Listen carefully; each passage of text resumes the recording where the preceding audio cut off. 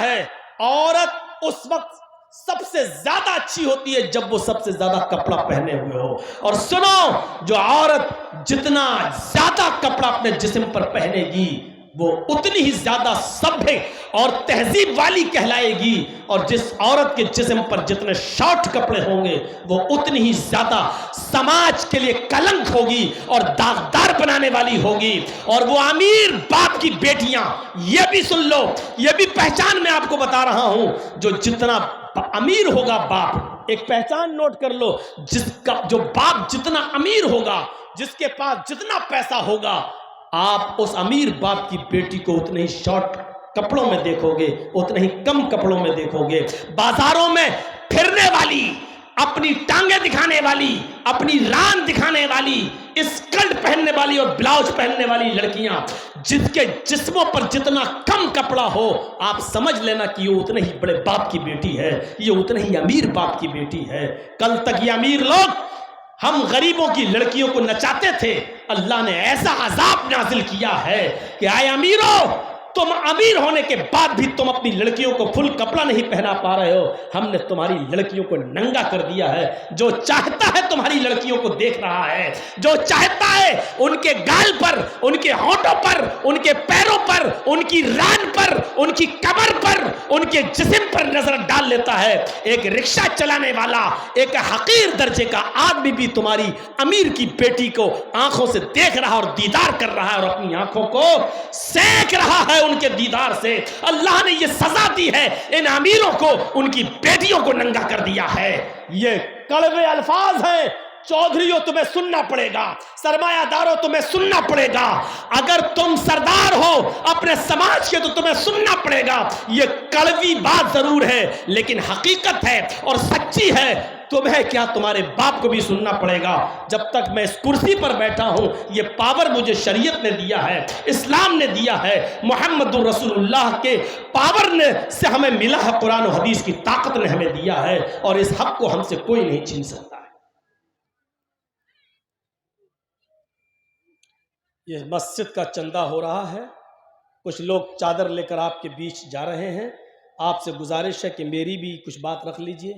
حدیث کے الفاظ ہیں کہ من بنا للہ مسجدا بنا اللہ لہ بیتا فی الجنہ، جو دنیا میں اللہ کا گھر بنائے گا مسجد، اللہ جنت میں اس کا گھر بنائے گا. یعنی جنت میں اللہ اس کا گھر بنائے گا. تو آپ سے گزارش ہے ڈسٹرب نہ کرتے ہوئے. دیکھیے یہ سب اچھی باتیں نہیں ہے کہ بیچ میں بولنا، حالانکہ تقریر کے بعد ہونا چاہیے تھا، لیکن اب آپ کو میں تھوڑا سا پرمیشن دے دیتا ہوں. اللہ کے رسول صلی اللہ علیہ وسلم جب اسپیچ دیتے تھے، بولتے تھے، تو صحابہ کرام اپنے سروں پر بیٹھی ہوئی مکھی بھی نہیں اڑاتے تھے. یہ ہم اور آپ کے کلیجے اور دل ہیں کہ بات کر رہے ہیں، ادھر نوٹ گنے جا رہے ہیں، کرنسی گنی جا رہی ہے، اور اس کی پیسوں کی آواز بولنے والے کے کان تک آ رہے. یہ ہمارے دل و گردے ہیں جو اتنا بڑا کارنامہ ہم انجام دے رہے ہیں. ورنہ اللہ کے رسول کے زمانے میں جب نبی بولتے تھے تو صحابہ اپنے سروں پر بیٹھی ہوئی مکھی بھی نہیں اڑاتے تھے کہ کہیں قرآن کی بات نہ نکل جائے، کہیں ڈسٹرب نہ ہو جائیں، کہیں ایسا تو نہیں کہ ہم قرآن و حدیث کی بات سننے سے محروم رہ جائیں. یہ سوچنے والی بات ہے. آئندہ جب جلسہ آپ کریے گا تو ان لیڈیز کو، عورتوں کو بہت دور ان کا انتظام کریے گا، اتنی دور کہ ان کی آواز جلسے گاہ تک نہ آ سکے. جب آپ اپنی عورتوں سے خوش نہیں ہیں، جب وہ گھر میں چپ نہیں رہتی ہیں تو یہاں چپ رہیں گی؟ آپ نہیں جانتے ہیں عورت کیسا ٹرانزسٹر ہے، یہ بند ہو ہی نہیں سکتا. ایک آم کے پیڑ کے نیچے دو عورتیں باتیں کر رہی تھیں، ایک آم ٹوٹ کے گر گیا. ایک عورت بولی یہ کیسے گر گیا، اوپر سے کیسے گر گیا؟ دوسری عورت کچھ بتانے ہی والی تھی کہ آم خود بولا تم دونوں کی باتیں سن سن کے پک گیا، اس لیے گر گیا. تو یہ حال ہے عورتوں کا. اور جلسے کے بغل میں آپ نے ان کو لا کے کھڑا کر دیا. آج تو موقع ملا ہے ان کو اپنی ساڑی دکھانے کا، چپل دکھانے کا، پرس دکھانے کا. آج تو بتا رہی ہوں کہ ہم فلاں دکان سے لائے، تم بھی فلاں دکان پہ چلی جانا. آج تو موقع ملا ہے ان کو، اور اتنا اچھا موقع بیچاری کہاں مولانا جرجیز کی تقریر سننے میں لگائیں گی، اتنا اچھا موقع چھوڑ دیں گی. آج مچھلیاں نہیں بکیں گی تو کب بکیں گی؟ دیکھ رہے ہیں وہ سمجھ ہی نہیں پا رہی کہ ہم بول کیا رہے ہیں. بس وہ اسکرین پہ دیکھنے آئی ہیں کہ ہاں کوئی ہے مولانا جو بولتا ہے, بس یہ سننے آئی ہیں. میری ماں بہنوں کو سن لو تھوڑا سا, اب تو سیریل دیکھتی ہوگی اس لیے سمجھ رہی ہوگی تھوڑی بہت میری بات.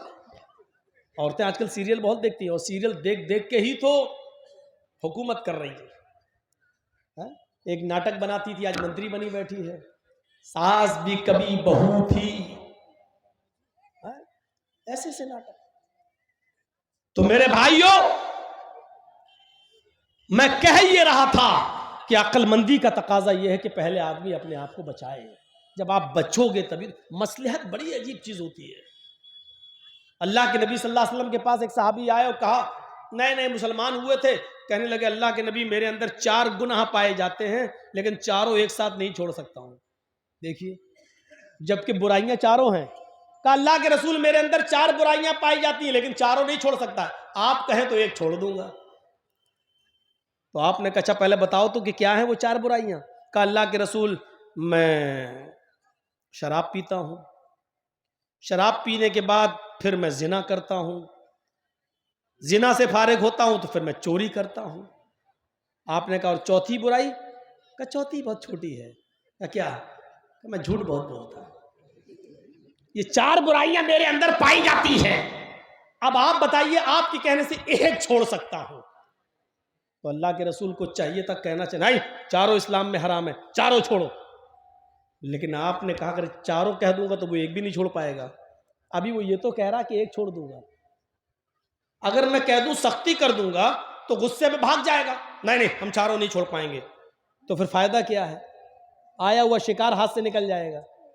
دیکھیے مصلحت, دیکھیے کیا حکمت, دیکھیے جبکہ حرام چاروں ہیں, شراب بھی حرام, زنا بھی حرام, چوری بھی حرام, جھوٹ بھی حرام, لیکن اللہ کے رسول نے چاروں سننے کے بعد کہا اچھا ایک چھوڑ سکتے ہو؟ کہاں؟ کہا کہ پھر جھوٹ چھوڑ. ہنستا بڑی تیزی کر کے. آپ نے کہا کیوں ہنس رہے ہو؟ کہا میں تو آپ کو بڑا عقل مند سمجھتا تھا, آپ شراب چھڑواتے تو میرے لیے مشکل ہوتا, زنا کہتے تو جس سے دوستی ہے میری لڑکی سے اس کو چھوڑنا مشکل ہوتا, چوری چھڑواتے تو مشکل ہوتا کیونکہ اسی پر میرا گزر بسر چلتا ہے, چوری کرتا ہوں تو بچوں کو کھلاتا ہوں, تو میرے لیے مشکل ہوتا. آپ نے تو معمولی چیز بتا دی, جھوٹ. نہیں آپ ٹھیک ہے, آپ بہت اچھا ہوا آپ نے یہ بتایا, یہ تو چھوڑ ہی دوں گا میں تو بہت عقل مند سمجھتا تھا, لیکن آپ نے تو معمولی چیز بتائی. ٹھیک ہے, ہاتھ یدک, ہاتھ بڑھائیے اپنا. آپ نے ہاتھ بڑھایا, اس نے ہاتھ ملایا اور کہا اللہ کے رسول وعدہ کرتا ہوں, اللہ کی قسم کھا کے کہتا ہوں کہ آج کے بعد جھوٹ نہیں بولوں گا. اللہ کے نبی مسکرائے اور صحابہ سے کہا اگر یہ اپنی بات پر قائم رہا تو کل ہی آئے گا ہمارے پاس.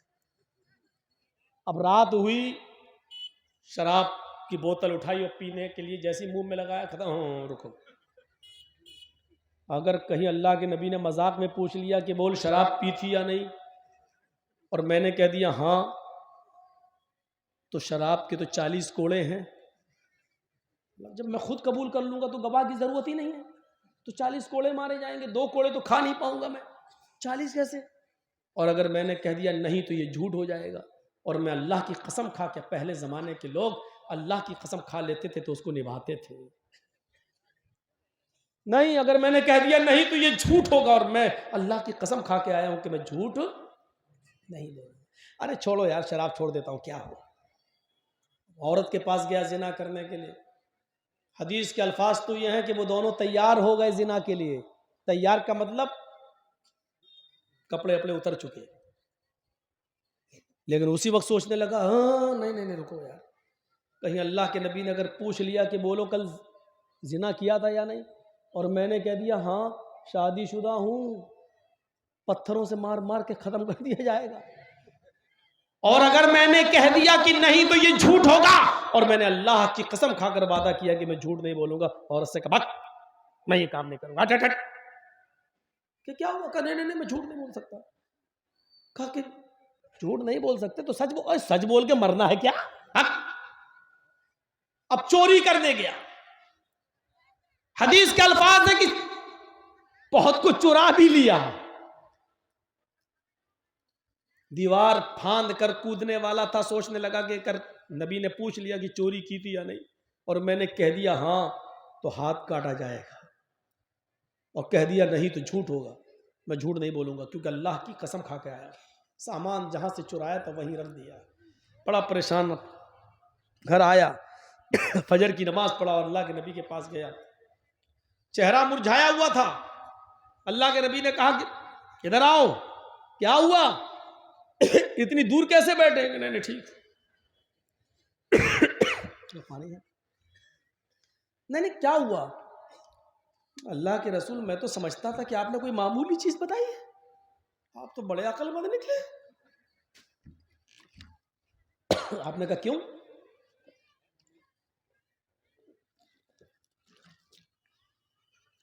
کہا کیوں؟ کہا آپ نے کہا جھوٹ چھوڑ دو، چھوڑا تھا جھوٹ اور چھوٹ گئی چاروں برائیاں۔ اب اللہ کے نبی کے چہرے پہ مسکراہٹ آئی اور کہا میں جانتا ہوں، فَإِنَّ الْكِذْبَ رَأْسُ الذُّنُوبِ، جھوٹ ہی تو ہے جو تمام گناہوں کی جڑ ہے، میں نے جڑ کاٹ دی ہے تاکہ گناہ نہ ہو۔ اللہ تمہاری حفاظت فرمائے۔ غور کرو میرے بھائیوں، آپ چاہتے تو کہہ سکتے تھے اے چاروں چھوڑ، اور اگر یہ کہتے تھے چاروں چھوڑ تو بھاگ جاتا، میں ایک بھی نہیں چھوڑوں گا، میں نہیں چھوڑوں گا۔ اس کو کہتے ہیں حکمت، اس کو کہتے ہیں مصلحت۔ کبھی کبھی یہ حکمت اپنانا چاہیے علماء کو بھی، کیونکہ اللہ کے رسول نے یہ حکمت اپنائی۔ ہم کیوں کہتے ہیں بارات بند کرو مت لے جاؤ، بارات کا کوئی تصور نہیں، لیکن ہم تھوڑا سا راستہ یہ بھی نکال دیتے ہیں کہ کم کر دو، 400 نہیں 200، 200 نہیں 100، 100 نہیں 50، 10 12، حالانکہ 10 12 کا بھی ثبوت ہے نہیں، معاف کیجئے گا، لیکن اس لیے کہتے ہیں کہ دھیرے دھیرے جب کم کرو گے تو ایک دن عقل میں آئے گی، پھر ایک دن یہ ہوگا کہ اچھا آپ کی بیٹی کا نکاح ہونا ہے، مسجد میں نماز پڑھائی امام صاحب نے اور وہیں کھڑے ہو کے نکاح پڑھا دیا، اور شام کو لڑکا جائے اور لڑکی کو لے کے بیوی کو لے کے چلائے، وہیں بیٹھے بیٹھے نکاح ہو جائے گا۔ میرے بھائیوں، نکاح کا یہ تصور تھا۔ سوچو، سنن دارمی کی روایت، ایک نوجوان اسلام لا چکا ہے، ابھی اسلام لایا مسلمان ہوا ہے، اور دوسرے ہی دن آ کر کہہ رہا ہے اے اللہ کے رسول مجھے اجازت دیجئے کہ میں زنا کروں۔ لیجئے، مسجد نبوی میں بیٹھا ہے اور کیا کہہ رہا ہے؟ مجھے اجازت دے دیجئے، ایک لڑکی سے میری دوستی ہے، میں اس کے ساتھ زنا کرنا چاہتا ہوں۔ اجازت کس سے مانگ رہا ہے؟ دو چیزیں سمجھ لیجئے، اجازت کس سے مانگ رہا ہے؟ جو دنیا میں اللہ کے بعد سب سے بڑا درجہ کس کا ہے؟ محمد رسول اللہ کا۔ اجازت کس سے مانگ رہا ہے؟ دنیا کی سب سے بڑی ہستی سے۔ اور اجازت کس چیز کی مانگ رہا ہے؟ زنا، سب سے گندے کام کی۔ سوچئے، اجازت کس کی مانگ رہا ہے؟ سب سے گندے کام کی، اور اجازت کس سے مانگ رہا ہے؟ دنیا کی سب سے بڑی ہستی سے۔ آپ مولانا جرجیز کو دیکھیں گے بیڑی پیتے ہوئے آ رہے ہیں، جرجیز صاحب کو دیکھیں گے مولانا آ رہے ہیں، دبا دی۔ بہت کم لوگ ایسے ہیں جن کے پاس اتنا بڑا دل و گردہ ہو کہ جرجیز صاحب کے سامنے تمباکو کھا رہے ہیں، اور کچھ تو دل والے اتنے بڑے ہیں کہ اللہ کا ڈر نہیں تو ان کا ڈر کیا ہے؟ ایسے بھی لوگ دنیا میں پڑے ہوئے ہیں۔ وہ تو زنا کی اجازت مانگ رہا ہے، صحابہ گھور رہے ہیں۔ اللہ کے نبی نے صحابہ سے کہا نہ، ڈانٹو نہیں۔ مولانا جرجیز سے کوئی کہے کہ مولانا صاحب فلاں لڑکی سے دوستی ہے، گناہ کر لوں؟ میں کیا کہوں گا؟ چپ، تیری ہمت کیسے پڑی اتنے بڑے گندے کام کی مجھ سے کہنے؟ چپ۔ صحابہ کیا ڈانٹ رہے ہیں؟ چپ، ہٹ۔ اللہ کے نبی کہہ رہے نہیں، اس کو ڈانٹو نہیں۔ ادنو منی، یہ ہے حدیث کے الفاظ، مجھ سے قریب ہو جاؤ، میرے پاس آ جاؤ۔ وہ اللہ کے نبی کے پاس آیا، وہ سمجھ نہیں رہا ہے کہ ہم کیا، جس ماحول سے، جس سماج سے نکل کے آیا وہاں زنا کی کوئی حیثیت ہی نہیں، کپڑوں کی طرح لڑکیاں بدلی جاتی ہیں وہاں پر، آج اس کے ساتھ، کل اس کے ساتھ، پرسوں کوئی حیثیت اس ماحول سے نکل کے آیا، زنا کی اجازت مانگتا ہے، جبکہ زنا اسلام میں حرام ہے، لیکن اللہ کے رسول صلی اللہ علیہ وسلم کی حکمت دیکھیے، مصلحت دیکھیے، دور اندیشی دیکھیے. صحابہ ڈانٹ رہے ہیں، آپ کہہ رہے ہیں صحابہ سے نہیں تو اس کو مت ڈانٹو، میں سمجھاتا ہوں. بلایا، ادھر آؤ، کیا اجازت دے دیجئے. میں آپ نے کہا زنا کرنا چاہتے ہو؟ جی. اچھا ایک بات بتاؤ، کیوں اس کے ساتھ یہ زنا کیوں کرنا چاہتے ہو؟ اللہ کے نبی وہ ہمیں اچھی لگتی ہے، اس سے ہماری دوستی ہے، تعلقات ہیں، نہ میں اس کے بنا رہ پاؤں گا نہ وہ میرے بنا رہ پائے گی. او یہ بات ہے. اچھا ٹھیک ہے. اوفو، انداز دیکھیے سمجھانے کا. اچھا ٹھیک ہے، ٹھیک ہے میں بھیج دوں گا، زنا کرنا ہے ٹھیک ہے دے دوں. لیکن یہ بتاؤ، اگر میں تم سے یہ کہوں کہ یہ کام تم اپنی ماں کے ساتھ کر لو تو کیا کرو گے؟ یہی ہونا چاہیے. یہاں بیٹھے ہوئے جتنے بھی لوگ جو موبائل پر لڑکیوں سے گفتگو کر رہے ہیں فون پر، ان سے کہا جائے کہ تم جن کی بہن بیٹیوں سے باتیں کر رہے ہو، اگر تمہاری بھی بہن بیٹی سے کوئی بات کرے تو تمہیں اچھا لگے گا؟ تو ایک دم غصہ ہے، چپ. انداز یہی ہے اللہ کے رسول کا. آپ نے کہا اگر میں کہوں کہ یہ کام تم اپنی ماں کے ساتھ کر لو تو کرو گے؟ کہتا کیا؟ آپ نے کہا جو اس لڑکی کے پاس ہے وہ تمہارے ماں کے پاس بھی ہے. انداز دیکھیے، جو چیز حاصل کرنا چاہتے ہو وہ چیز تو تمہارے ماں کے پاس بھی ہے. کہتا ہے فدا کا ابی و امی یا رسول اللہ، اے اللہ کے نبی میرے ماں اور باپ آپ پر قربان. ایسا کون بے شرم و بے غیرت انسان ہوگا جو اپنی ماں کے ساتھ اس کی عزت کے ساتھ کھلواڑ کرے گا؟ ارے ان سے لے لیجئے جو لینا ہو، اتنی دور لے لیجئے.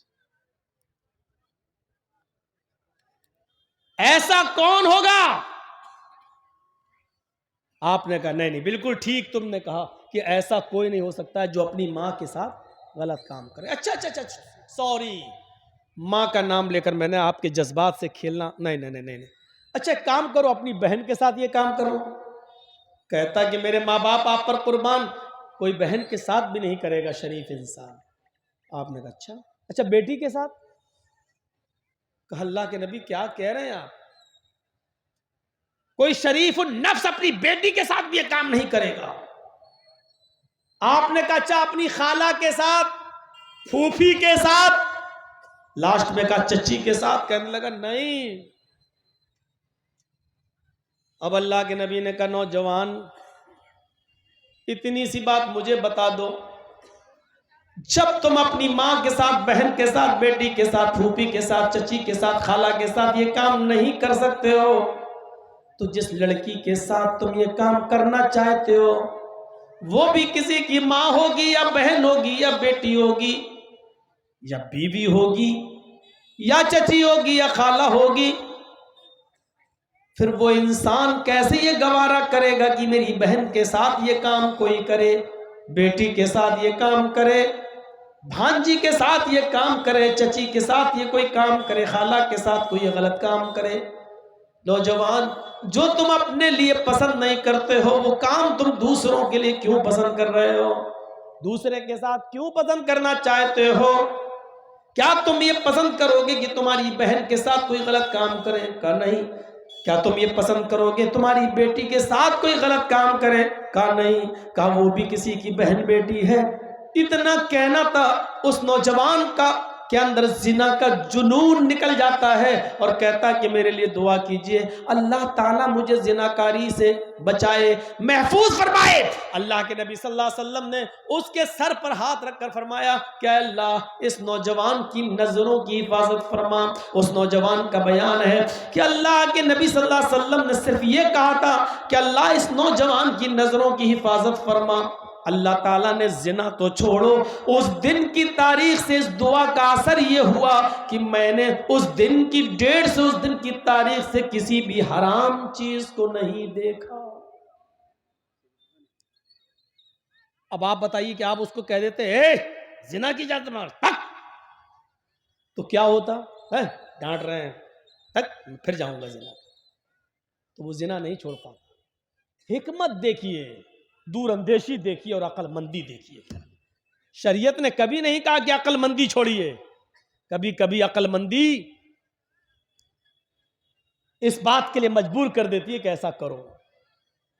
ایک نوجوان، ایک بدوی دیہاتی آیا اور مسجد نبوی میں آ کر بیچوں بیچ میں پیشاب کرنے لگا۔ اللہ کے رسول وہاں بیٹھے ہیں، صحابہ کرام کے ارد گرد، اور وہ پیشاب کرنے لگا۔ آپ کی مسجد میں کوئی پیشاب کر دے، مسجد تو چھوڑو، مسجد کے باہر بھی کوئی پیشاب کرے تو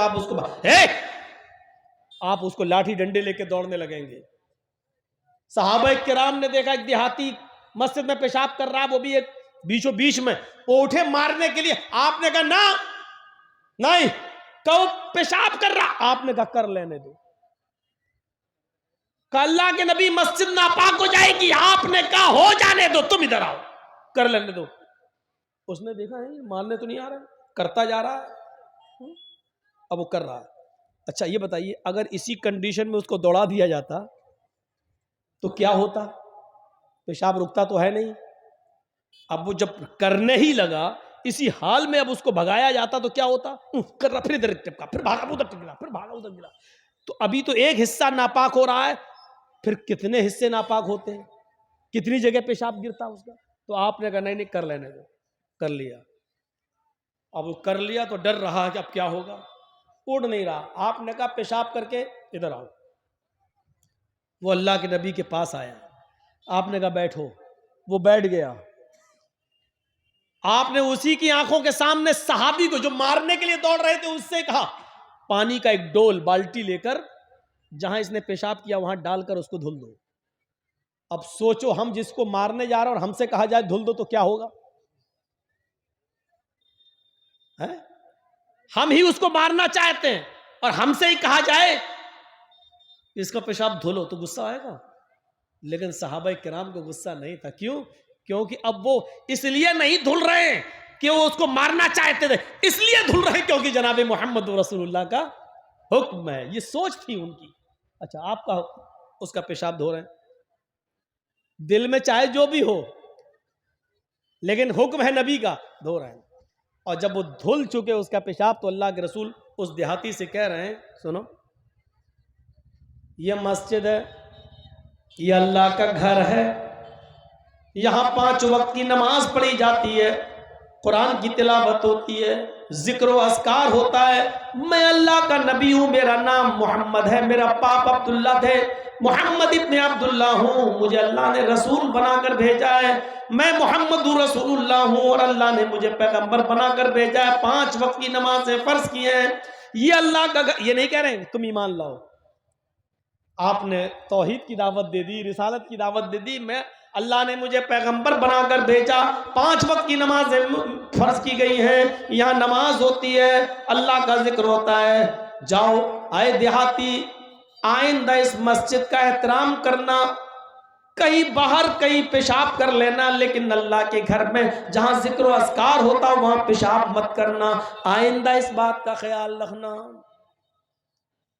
اس نے اللہ کے نبی کی شکل آج پہلی بار دیکھی ہے قریب سے، ابھی تک سنتا تھا جادوگر ہے، یہ ہے وہ ہے، وہ پلٹتا جا رہا ہے، مسجد سے رخصت ہوتا ہے لیکن بار بار پیچھے پلٹ کر دیکھتا بھی جاتا ہے، دیکھتا جا رہا ہے، آگے بڑھتا جا رہا ہے۔ پھر وہ اپنی قوم کے اندر گیا، سماج میں گیا اور کہنے لگا آئے میری قوم کے لوگوں، آئے میرے سماج کے لوگوں، آئے میری قوم کے لوگوں، آج میں نے محمد رسول اللہ کو اپنی آنکھوں سے دیکھا ہے، تم تو کہتے تھے وہ جادوگر ہے، تم تو کہتے تھے کہ وہ صابی ہے، تم تو کہتے تھے کہ وہ بددین ہے، تم تو کہتے تھے کہ وہ ایسا ویسا ہے، اللہ کی قسم تم جھوٹ بولتے تھے اس نبی کے بارے میں، نہ وہ جادوگر ہے، نہ وہ صابی ہے، نہ وہ بددین ہے، ما شتمنی وما قہرنی وما غضبنی، وہ ایسا ہے اس کی مسجد میں میں نے پیشاب کر دیا اس کے باوجود نہ تو اس نے مجھے گالی دی ہے، ما شتمنی، نہ اس نے مجھے گالی دی ہے، وما قہرنی، نہ وہ میرے اوپر غصہ ہوا ہے، نہ اس نے مجھے ڈانٹا ہے، جھڑکا ہے، وما غضبنی، اور نہ ہی اس نے غیظ و غضب غصہ مجھے دکھایا ہے۔ لوگو تم جھوٹے ہو، میں اسی کے پاس جاتا ہوں اور اپنا رشتہ اس سے جوڑتا ہوں، پھر وہ لوٹ کر آتا ہے اور اسی مسجد نبوی میں آ کر اللہ کے نبی سے کہتا ہاتھ یدکا ابایک علی الاسلام، اپنا ہاتھ بڑھائیے، میں آپ کے ہاتھ پر ہاتھ رکھ کر اسلام قبول کرنا چاہتا ہوں۔ اور اس نے کلمہ پڑھا اور اسلام قبول کر لیا، اشہد ان لا الہ الا اللہ و اشہد ان محمدا عبدہ ورسولہ۔ مسجد میں پیشاب کرنے والے کو ڈانٹا نہیں، پھٹکارا نہیں، بھگایا نہیں، بلکہ پورے اطمینان کے ساتھ، سکون کے ساتھ اس کو پیشاب کرنے کی پرمیشن دی۔ پرمیشن دینے کے بعد بھی اس سے اس کی گندگی نہیں دھلوائی، بلکہ صحابہ سے کہا اپنا اخلاق دکھلاؤ، اپنا کردار دکھلاؤ۔ صحابہ نے اپنے ہاتھ سے اس کی گندگی صاف کر دی۔ یاد رکھنا، اسلام مولانا جرجیز کی 2 گھنٹے 13 گھنٹے کی تقریر سے نہیں پھیلا، اسلام لمبی چوڑی تقریروں سے نہیں پھیلا، اسلام لمبی چوڑی کتابیں لکھنے سے نہیں پھیلا، اسلام معجزوں سے بھی نہیں پھیلا۔ اللہ کی قسم، نبی کے آنکھوں کے سامنے نبی کے معجزے دیکھنے کے بعد بھی لوگ اسلام نہیں لائے، چمتکار دیکھنے کے بعد بھی اسلام نہیں پھیلا۔ اتنا یاد رکھنا، لوگ چمتکار دیکھ کر، معجزے دیکھ کر اسلام نہیں لائے۔ 3 جنگ خندق کھودنے والے 300 صحابہ، حضرت جابر جب ان کو اپنے گھر لے گئے، ایک ہی بکری تھی، اللہ کے نبی صلی اللہ علیہ وسلم نے 300 صحابہ کو ان کے گھر لے جا کر کھانا کھلایا، بس اتنا کہا اے جابر کی بیوی، ہانڈی میں جھانک کر مت دیکھنا، اپنے ہاتھ سے سالن نکالتے جانا اور روٹی بناتے جانا۔ تھوڑا سا سالن، تھوڑی سی روٹی 300 صحابہ کو ہوئی۔ کافروں نے یہ منظر اپنی آنکھوں سے دیکھا، لیکن اس کے باوجود وہ اسلام نہیں لائے، وہ اسلام نہیں لائے۔ ابو جہل اپنے مٹھی میں کنکریاں لے کر کہتا ہے اے محمد بتا دو میرے ہاتھ میں کیا ہے، اگر بتا دو گے میری مٹھی میں کیا ہے تو میں اسلام لے آؤں گا۔ وہ وعدہ بھی کر رہا ہے میں اسلام لے آؤں گا۔ اللہ کے نبی نے فرمایا اے ابو جہل مجھ سے کیا پوچھتا ہے، تیری مٹھی میں جو کنکریاں ہیں ان کو، اس مٹھی کو کان میں لگا، وہ خود میرا کلمہ پڑھتی ہوئی سنائی نظر آئیں گی۔ ابو جہل نے بند مٹھی کان میں لگائی، ان کنکریوں سے آواز آ رہی تھی اشہد ان لا الہ الا اللہ و اشہد ان محمدا عبدہ ورسولہ۔ یہ منظر اپنی آنکھوں سے ابو جہل نے دیکھا اور ابو جہل کے ساتھیوں نے دیکھا، لیکن اس کے باوجود وہ اسلام نہیں لایا۔ نہ ابو لہب بدلا، نہ ابو جہل بدلا۔ اسلام چمتکار دیکھنے سے، نبی کے معجزے دکھانے سے اسلام نہیں پھیلا۔ ایک موقع پر صحابہ پیاسے ہیں، اللہ کے نبی صلی اللہ علیہ وسلم نے دعا کی اور آپ کی 5 انگلیوں سے پانی کا چشمہ بہنے لگا اور آپ کی انگلیوں سے پانی بہتا ہوا، سارے صحابہ نے پیا اور اپنی پیاس بجھائی۔ اس کو کافروں نے اپنی آنکھوں سے دیکھا لیکن اسلام نہیں لائے۔ اللہ کے نبی سے مطالبہ کیا گیا چاند کے 2 ٹکڑے کر دو، ہم اسلام لے آئیں گے۔ اللہ کے نبی نے انگلی کا اشارہ کیا جس سے چاند کے 2 ٹکڑے ہو گئے اور پوری دنیا میں چاند کے 2 ٹکڑے دیکھے گئے، لیکن یہ جیتا جاگتا معجزہ دیکھ کر بھی لوگ اسلام نہیں لائے، ایمان نہیں لائے۔ یہ مت دیکھو کہ کوئی چمتکار ہوگا تو ہم اسلام لائیں گے، اسلام کا چمتکار تو محمد رسول اللہ نے دکھلایا، لیکن قوم اسلام نہیں لائی، ایمان نہیں لائی۔ اسلام لائی ہے اور اسلام کے قریب ہوئی ہے تو اخلاق سے ہوئی ہے، کردار سے ہوئی ہے، کریکٹر سے ہوئی ہے، سوبھاؤ سے ہوئی ہے۔ اللہ کے نبی کا یہ اخلاق جب اس دیہاتی نے دیکھا کہ مجھ سے پیشاب بھی نہیں دھلوایا، اطمینان سے پیشاب کر لینے کی اجازت بھی دے دی، صحابہ سے میرا پیشاب صاف کرایا، پھر جا کر اپنی قوم میں کہتا ہے ما شتمنی وما قہرنی وما غضبنی، نہ گالی دی، نہ غیظ و غضب ڈھایا اور نہ ہی میرے اوپر غصہ ہوئے، پھر آیا اور اسلام قبول کر لیتا ہے۔ میرے پیارے ساتھیوں، اس اخلاق سے اسلام پھیلا ہے، اس کردار سے اسلام پھیلا ہے۔ وہ نوجوان جو زنا کی اجازت مانگ رہا تھا، اس نے زنا کو اس لیے چھوڑا کیونکہ آپ نے اچھے اخلاق سے اس کو سمجھایا، اچھا کردار اس کے سامنے پیش کیا، اس لیے وہ آج وہ سمجھ جاتا ہے۔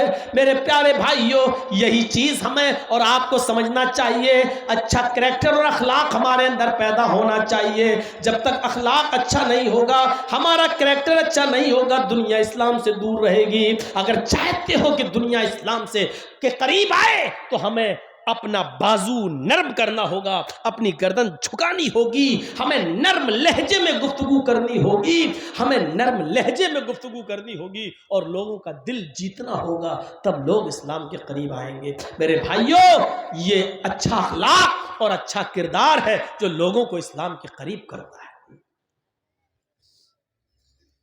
اچھا اخلاق ہونا چاہیے، اچھا کردار ہونا چاہیے۔ تکبر اخلاق کا سب سے بڑا دشمن ہے۔ جب یہ آ جائے آپ کے اندر کہ میں کچھ ہوں، تو یاد رکھیے آپ اچھا اخلاق پیش نہیں کر سکتے۔ نبی اکرم کے اخلاق کا یہ حال تھا۔ حضرت انس جنہوں نے 10 سال نبی کی خدمت کی، 10 سال تک نبی کے لیے وضو کا پانی بھر بھر کر لائے اور نبی کو دیا۔ حضرت انس 10 سال نبی کی سیوا کرنے کے بعد 10 سال کا تجربہ بیان کرتے ہیں اور کہتے ہیں، اللہ کی قسم میں نے 10 سال نبی اکرم کی خدمت کی، 10 سال نبی اکرم صلی اللہ علیہ وسلم کے کپڑے دھوئے، 10 سال نبی کا سر دبایا، 10 سال نبی کا پیر دبایا، 10 سال نبی کے لیے کنویں سے پانی کھینچ کر وضو کے لیے لوٹا بھر بھر کے دیا، 10 سال میں نے نبی کی خدمت کی، لیکن اس 10 سال کی زندگی میں کبھی اللہ کے رسول نے مجھے ڈانٹا نہیں کسی ایسے کام پر جس کو کہا ہو کر دینا، اے انس یہ کرتا دھل دینا تم میرا، میں جا رہا ہوں نماز کے لیے اور تم بھی چلو، نماز پڑھنے کے بعد تم میرا کرتا دھل دینا، اور میں بھول گیا یا چھوٹا تھا میں نے کرتا نہیں دھویا۔ آئے شام کو عصر کی نماز پڑھ کر کہا، انس کرتا دھل دیا؟ میں نے کہا نہیں، مسکرا کے رہ گئے۔ کبھی یہ نہیں کہا کہ تم نے یہ کام کیوں نہیں کیا، اور کسی کام کو منع کیا کہ یہ مت کرنا، لیکن میں کر گیا تو کبھی مجھ سے یہ نہیں کہا کہ یہ کام تم نے کیوں کیا۔ یہ 10 سال کی زندگی ہے، اور یہ وہ بتا رہا ہے جس نے 10 سال نبی کے جوتے صاف کیے ہوں، جس نے 10 سال نبی کا پیر دبایا ہو، جس نے 10 سال نبی اکرم کے کاندھے سے کاندھا ملا کر چلا ہو، نبی کا خادم جس نے 10 سال نبی کی خدمت کی ہو، یہ وہ کہہ رہا ہے کہ 10 سال میں نے نبی کی خدمت کی، میرے نبی نے کبھی ڈانٹا نہیں، کبھی پھٹکارا نہیں، کبھی ہم کو کبھی یہ نہیں کہا کہ یہ کام کیوں کیا، اور کبھی یہ نہیں کہا کہ یہ کام کیوں نہیں کیا۔ یہ اخلاق تھا جناب محمد رسول اللہ کا۔ وہی انس بیان کرتے ہیں، کان رسول اللہ صلی اللہ علیہ وسلم یعود المریض ویشہد الجنازہ ویرکب الحمار ویجیب دعوت العبد۔ بخاری شریف کی حدیث کے الفاظ ہیں، یہ حضرت انس بیان کرتے ہیں کہ اللہ کے رسول صلی اللہ علیہ وسلم کی اخلاق کا حال یہ تھا کہ کان یعود المریض، کوئی بھی بیمار ہو، چھوٹا ہو یا بڑا، آپ اس کی عیادت کے لیے چلے جاتے تھے، اس کی تیمارداری کرنے جاتے تھے، اور صرف یہ نہیں کہ وہ مسلمان ہو، اللہ کے رسول یہودی اور عیسائی اور مجوسی کی بھی عیادت کرنے جاتے تھے۔ ایک 12 سال کا بچہ بیمار تھا یہودی کا، آپ اس کی بھی عیادت کرنے چلے گئے، اس کے پاس بیٹھ گئے، وہ بیمار اتنا تھا کہ آخری سانسیں لے رہا تھا، کر رہا تھا، اس کی روح نکلنے والی تھی، آپ اس کے سرہانے پر بیٹھ گئے، اپنا ہاتھ اس کے سر پر رکھا، وہ اللہ کے رسول کو دیکھنے لگا، پھر اپنے باپ کی طرف بھی دیکھتا جا رہا تھا، پھر نبی کو دیکھنے لگتا ہے، مسکرا رہا ہے۔ اللہ کے رسول نے اس سے کہا، قل لا الہ الا اللہ، اگر تمہارا دل ہو، اگر تمہاری مرضی ہو، اگر تم خوشی خوشی اگر کلمہ پڑھنا چاہتے ہو تو پڑھ لو، لا الہ الا اللہ کہہ دو۔ اس کا دل پہلے سے نبی کی طرف تھا، لیکن وہ اپنے باپ اور اپنی ماں کی وجہ سے اور خاندان کی وجہ سے وہ 12 سال کا بچہ اسلام نہیں قبول کر سکا۔ آج موت کے منہ میں ہے، آخری سانسیں لے رہا ہے، اللہ کے نبی اس کے سرہانے بیٹھے ہیں اور کہہ رہے ہیں کہ اگر تمہاری مرضی ہو اور خوشی خوشی پڑھنا چاہتے ہو تو پڑھ دو۔ اس نے اپنے باپ کو دیکھا، اس کے باپ نے سمجھ لیا میرا بیٹا محمد رسول اللہ کی تعریف کرتا رہا، ہمیشہ ان کی باتیں سن کر آتا تھا اور تعریف کرتا تھا، آج آخری وقت میں اپنے بیٹے کا دل کیسے توڑ دوں؟ کہا بیٹے ابو القاسم کی اطاعت کرو، جو کہہ رہے کرو، تم پڑھنا چاہتے ہو پڑھو، آج میں تمہیں نہیں روکوں گا۔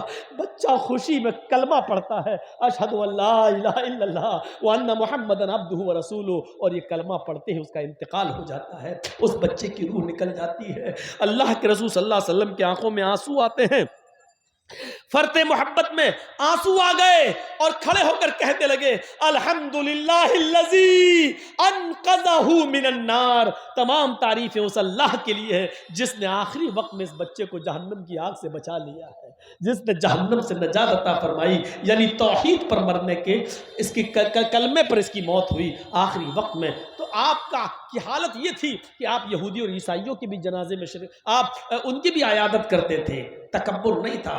ہمارے ہاں امیر آدمی بیمار ہو تو جاتے ہیں، غریب ہو تو اس کو کوئی دیکھنے کے لیے نہیں جاتا۔ میرے بھائیوں، مریض کی عیادت کرو، اس کو تسلی دو، اس کو تشفی بخش جواب دو، اور عیادت میں وہ ساری چیزیں شامل ہیں جس کی اس کو ضرورت ہے۔ مان لو غریب آدمی ہے، آپریشن ہونا ہے، بہت پیسے لگنا ہے، تو اس کی مدد بھی کرو، کہ لو یہ، اور دوسروں سے بھی کرواؤ، کیونکہ یہی عیادت ہے اور یہی تیمارداری ہے۔ میرے بھائیوں، اللہ کے رسول مریض کی عیادت کرتے تھے، چھوٹا بڑا نہیں دیکھتے تھے۔ وَيَشْهَدُ الْجَنَازَةَ، اور جنازے میں بھی شرکت کرنے جاتے تھے، کسی کا بھی جنازہ ہو آپ اس میں شرکت کرتے تھے۔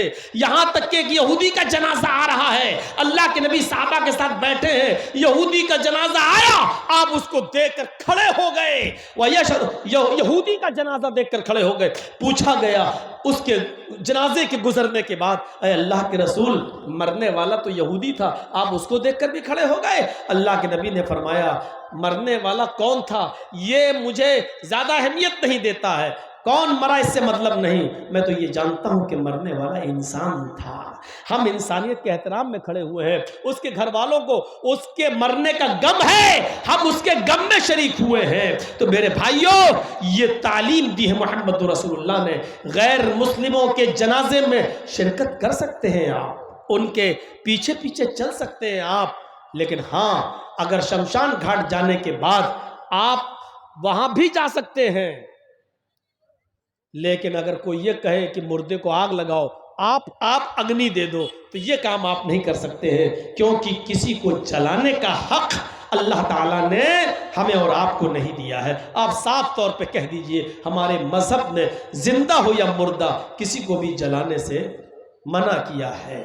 سوچو، اسلام کسی دشمن کو بھی، میدان جنگ میں کوئی کافر اگر مر جائے اور آپ کی تلوار سے قتل کر دیا جائے تو مرنے کے بعد اس کافر کو بھی آگ سے جلانے کا حکم نہیں دیا ہے، کہا کہ کسی لاش کا مسئلہ نہ کرو، مار دیا ٹھیک ہے، لیکن مرنے کے بعد اس کی ناک کاٹو، اس کا ہاتھ کاٹو، اس کا پیر کاٹو، اس کی زبان باہر نکالو، یا اس کا بھاری پتھر سے سر کچلو، اس سے منع کیا ہے۔ فرمایا لاش کا مسئلہ نہ کرو، لاش کی شکل مت بگاڑو۔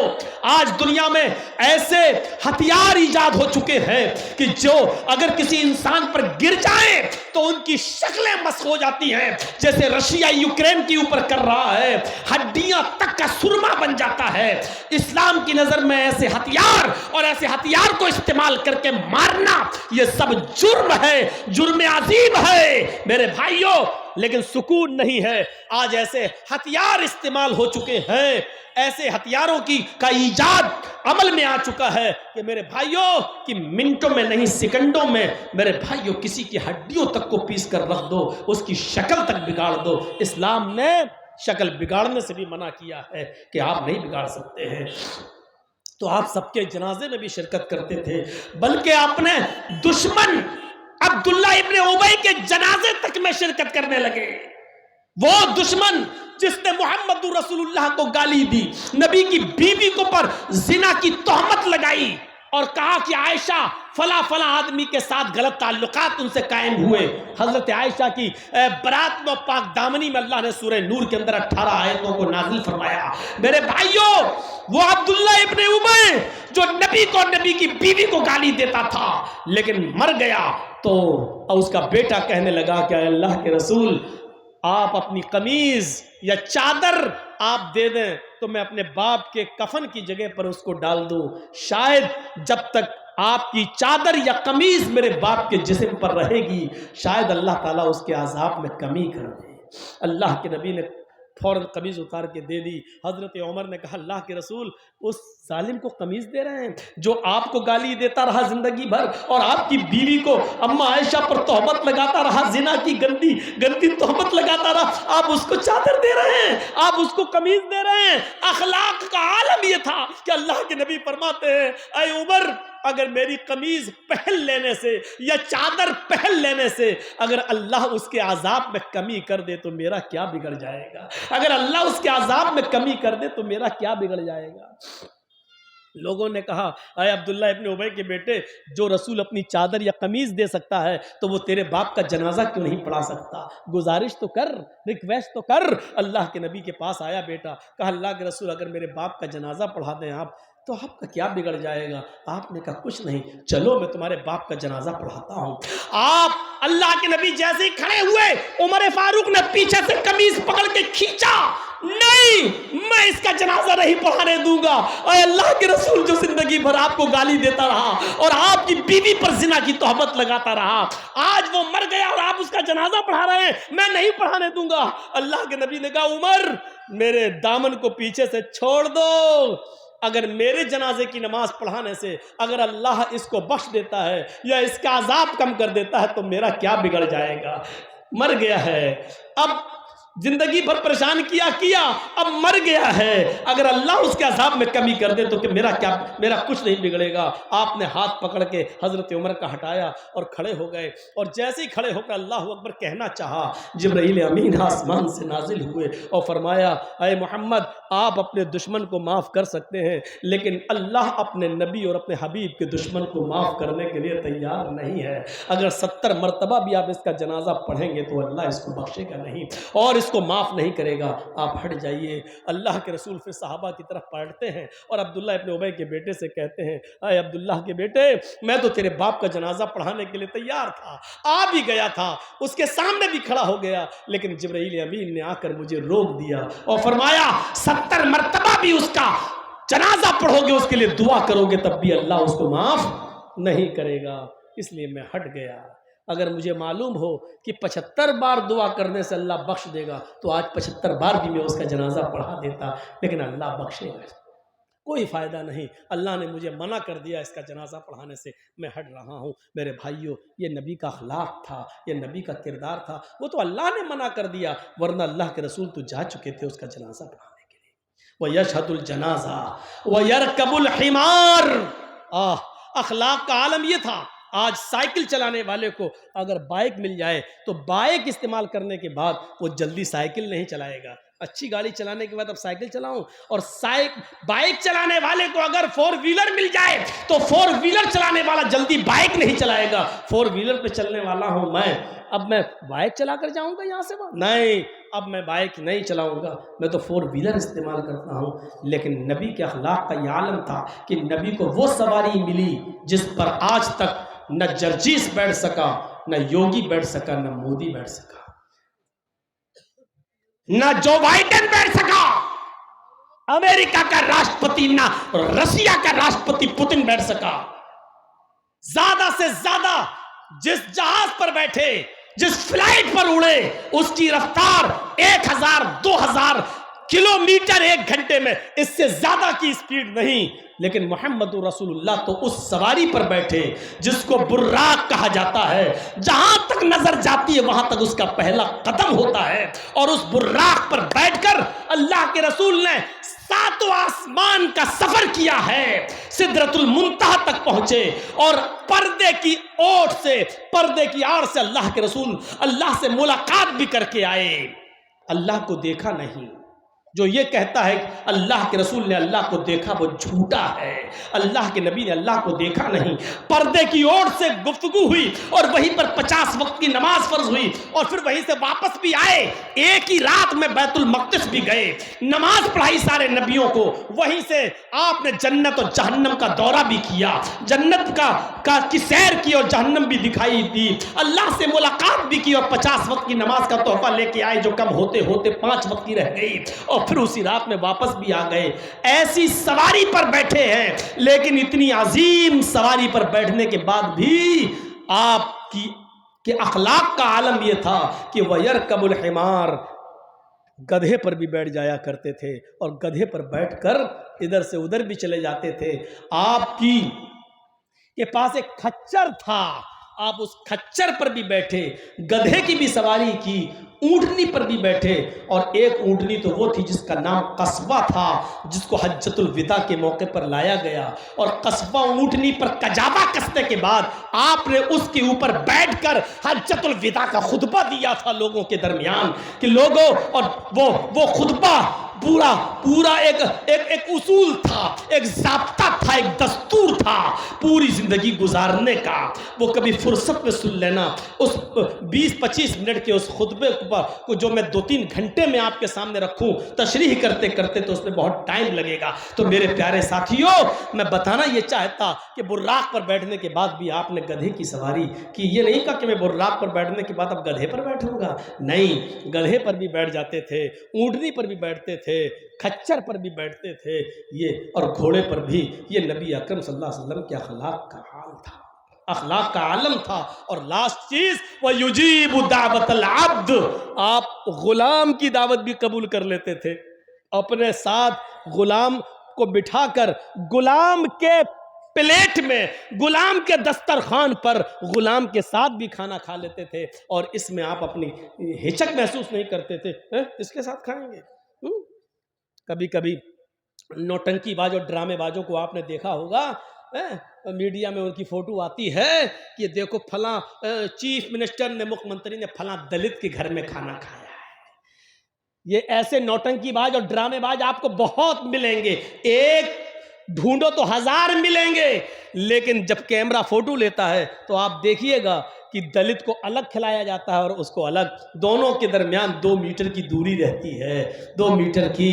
اگر کسی دلت، کسی چیف منسٹر نے اپنی ماں کا شدھ دودھ پیا ہے تو ایک ہی تھالی میں دلت کے ساتھ کھا کر دکھاؤ تو ہم جانیں یہ کام نہ مودی جی کر پائیں گے، نہ یوگی جی کر پائیں گے۔ یہ میرا چیلنج ہے، یہ دعویٰ ہے، ایک تھالی میں نہیں کھا سکتے ہیں، اور محمد الرسول اللہ اپنے غلام کے ساتھ ایک ہی تھالی میں کھا رہے ہیں، اس کو احساس نہیں ہونے دے رہے ہیں۔ انسان ہونے کی حیثیت سے ہم میں تم میں کوئی فرق نہیں ہے، مقام و مرتبے میں اللہ کا رسول ضرور ہوں، لیکن انسانیت میں کوئی فرق نہیں ہے۔ تمہارے بھی 2 ہاتھ ہیں، میرے بھی 2 ہاتھ ہیں، تمہارے 2 پیر ہیں، میرے بھی 2 پیر ہیں، تمہاری بھی 2 آنکھیں، میری بھی 2 آنکھیں ہیں، تمہاری شادی ہوتی ہے، میری بھی شادی ہوئی ہے، تمہارے بیوی بچے ہیں، میرے بھی بیوی بچے ہیں، تمہیں سر درد بخار آتا ہے تو مجھے بھی بیماری ہوتی ہے، مجھے بھی سر درد اور بخار آتا ہے۔ میرے بھائیوں، آپ نے یہ ثابت کر دیا کہ انسان ہونے کی حیثیت سے کوئی فرق نہیں ہے ہم میں اور تم میں، اس لیے تمہارے ساتھ بیٹھ کے میں کھاؤں گا اور میرے ساتھ بیٹھ کر تم کھاؤ۔ یہ تصور تھا میرے بھائیوں، اس کو مٹایا تھا جنگ بدر کے موقع پر، جب سواریاں کم تھیں اور ایک آدمی ایک اونٹنی پر 3 لوگ سوار ہوتے تھے، 2 آدمی بیٹھتے تھے اور ایک اس کی لگام پکڑتا تھا، پھر وہ بیٹھتا تھا، پھر دوسرا اس کی لگام پکڑتا تھا۔ ایک اونٹنی 3 صحابی کو دی گئی تھی جنگ بدر میں، 2 بیٹھتے تھے، ایک چلاتا تھا۔ اللہ کے رسول کو الگ سے کوئی اونٹنی نہیں ملی، اللہ کے رسول کو جو اونٹنی ملی اس میں بھی 3 لوگ حصے دار تھے۔ نبی کے حصے میں جو اونٹنی آئی اس میں ایک علی حصے دار تھے، ایک ابو الدرداء حصے دار تھے، اور ایک خود اللہ کے رسول حصے دار تھے۔ اور تعجب کی بات یہ کہ جب اونٹنی پر سفر ہوتا تھا تو کبھی کبھی باری اللہ کے رسول کی آ جاتی تھی، اللہ کے رسول پھر اونٹنی کی لگام پکڑتے تھے اور علی اور ابو الدرداء اونٹنی پر بیٹھتے تھے، اور آپ نے یہ حق چھینا نہیں۔ بہت کہا علی نے، بہت کہا ابو الدرداء نے، ہم آپ کو پیدل نہیں چلنے دیں گے، لیکن اللہ کے رسول جو مساوات کا درس دینے آئے تھے، جو برابری کا درس دینے آئے تھے، انہوں نے کہا نہیں، तुम जब ऊँटनी की लगाम पकड़ते हो तो हमें भी पकड़ने का मौका दीजिए। दरअसल ये इस्लाम का वो प्रचार था जो 1400 साल के बाद दिखाना था और कयामत तक ये बताना था कि मोहम्मद रसूलुल्लाह ने स्पेशलिस्टी अपने अंदर नहीं दिखाई है, किसी चीज के अंदर ये नहीं दिखाया।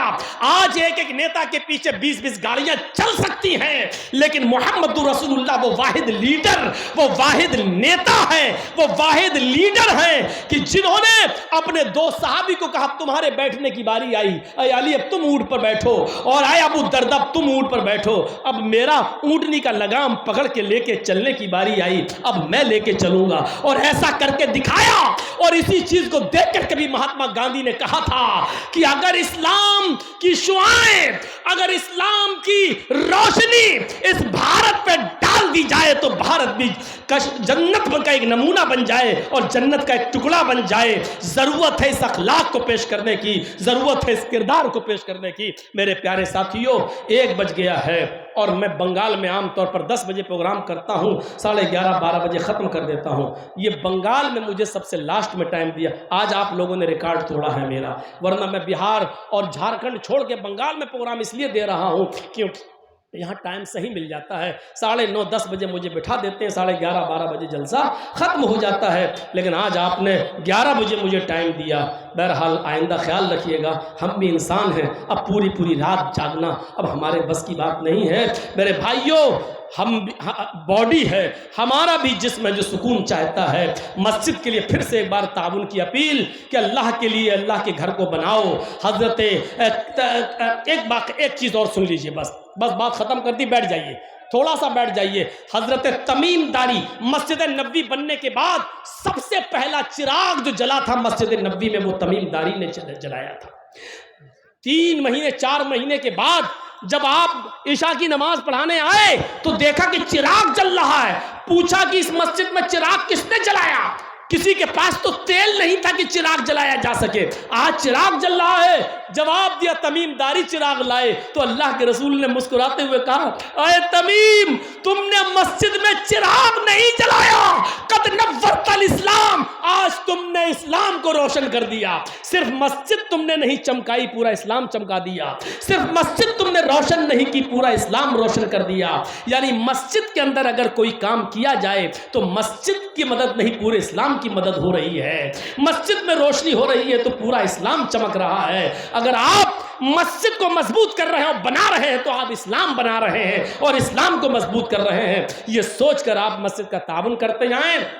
हम तो स्टेज से उतर के निकल जाएंगे, लेकिन आप लोग मजीद दे दें, जो दे चुके हैं वो भी दे दें। ये सोच कर दें कि हम इस्लाम की मदद कर रहे हैं और जन्नत में अल्लाह हमारे लिए घर बनाएगा। अल्लाह से दुआ करता हूँ कि बारे अल्लाह हमारी खताओं को माफ़ फरमा दे, हमारे गुनाहों को बख्श दे, हम जमीअ मुसलमानों पर रहम फरमा, हम तमाम मुसलमानों को इत्तिफाक इत्तिहाद के प्लेटफार्म पर कायम फरमा दे। जब तक हमें जिंदा रख, इस्लाम पर जिंदा रखना, और जब हमारा खात्मा हो तो ईमान पर हमारा खात्मा फरमाना। वमा अलैना इल्लल बलागुल मुबीन व आखिरु दअवाना अल्हम्दुलिल्लाहि रब्बिल आलमीन। अस्सलामु अलैकुम व रहमतुल्लाहि व बरकातुहू।